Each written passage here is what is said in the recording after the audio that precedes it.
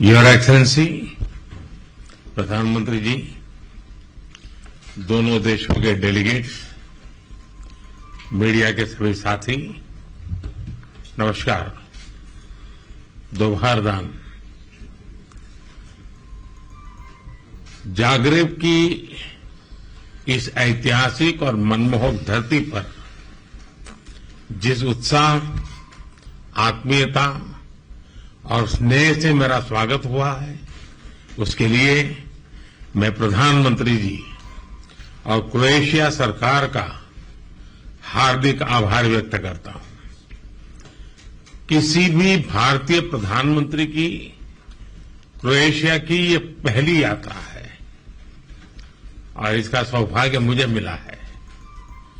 Friends, Bharat और Croatia लोकतंत्र, rule of law, pluralism और इक्वलिटी जैसे साझा मूल्यों से जुड़े हैं।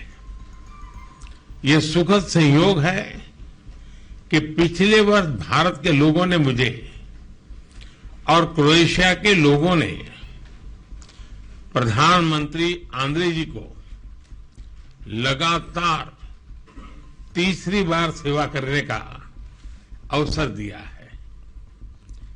इस जनविश्वास के साथ हमने अपने तीसरे कार्यकाल में अपने द्विपक्षीय संबंधों को 3 गुना गति देने का निर्णय लिया है। रक्षा क्षेत्र में लॉन्ग टर्म सहयोग के लिए एक रक्षा सहयोग प्लान बनाया जाएगा, जिसमें ट्रेनिंग और मिलिट्री एक्सचेंज के साथ साथ रक्षा उद्योग पर भी फोकस किया जाएगा। ऐसे बहुत से क्षेत्र हैं जहां हमारी अर्थव्यवस्थाएं एक दूसरे की पूरक हो सकती है। हमारे इन क्षेत्रों को चिन्हित किया गया। हमने द्विपक्षीय व्यापार को बढ़ाने और विश्वसनीय सप्लाई चेन तैयार करने के लिए कई क्षेत्रों में सहयोग बढ़ाने का निर्णय लिया है। हम pharma, agriculture, information technology, clean technology, digital technology, renewable energy, semiconductor, ऐसे कई महत्वपूर्ण विषयों में सहयोग को बढ़ावा देंगे। शिप बिल्डिंग और साइबर सिक्योरिटी में सहयोग बढ़ाया जाएगा। भारत की सागरमाला परियोजना के तहत हो रहे पोर्ट मॉडर्नाइजेशन, कोस्टल जोन के विकास और मल्टी मॉडल कनेक्टिविटी में क्रोएशिया की कंपनियों के लिए भी व्यापक अवसर है।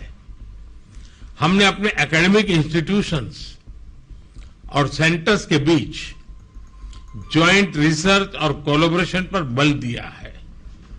भारत अपने स्पेस अनुभव को क्रोएशिया के साथ साझा करेगा। फ्रेंड्स, हमारे सदियों पुराने सांस्कृतिक संबंध आपसी स्नेह और सद्भाव का मूल है। इवान फिलिप वेजनिन ने 18वीं शताब्दी में पहली बार यूरोप में संस्कृत व्याकरण प्रकाशित किया।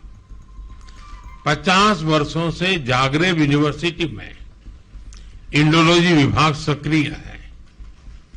आज हमने अपने सांस्कृतिक और पीपल टू पीपल संबंधों को और बल देने का निश्चय किया है।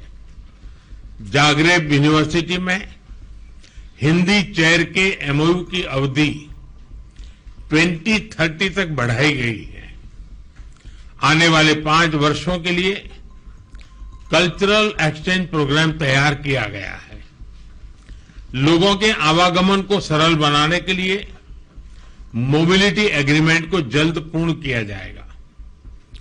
क्रोएशियाई कंपनियां भारत की आईटी मैन पावर का लाभ उठा सकेंगी। हमने दोनों देशों के बीच टूरिज्म को बढ़ाने पर विचार विमर्श किया। यहां पर योग की लोकप्रियता को मैंने स्पष्ट रूप से अनुभव किया है।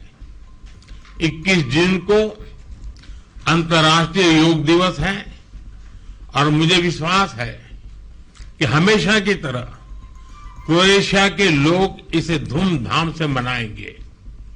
फ्रेंड्स, हम सहमत हैं कि आतंकवाद मानवता का दुश्मन है, लोकतंत्र में विश्वास रखने वाली शक्तियों का विरोधी है।